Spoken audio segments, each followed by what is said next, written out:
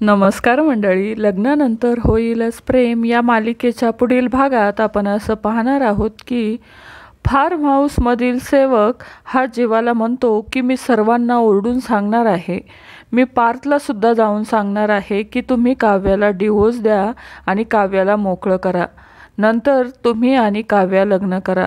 असं म्हणताच जीवा त्याच्याकडे पाहतच राहतो.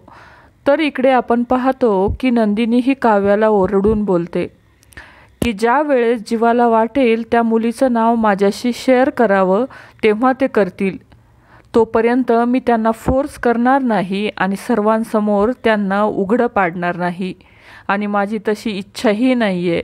त्यावर काव्या म्हणते की जर तीच मुलगी तुझ्याकडे न्याय मागत असेल तर तू काय करशील. असं म्हणून काव्या हात जोडून नंदिनी समोर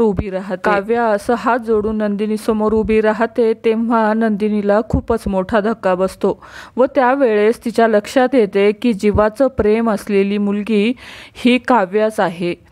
तर पुढील येणाऱ्या भागात नंदिनी ही कशा प्रकारे काव्य व जीवाचं प्रेम सर्वांच्या समोर उघड करणार हे पाहणं अतिशय रंजक असणार आहे. तर मंडळी, लग्नानंतर होईलच प्रेम या मालिकेचे नवनवीन एपिसोड पाहण्यासाठी आपल्या चॅनलला नक्की सबस्क्राईब करा. धन्यवाद.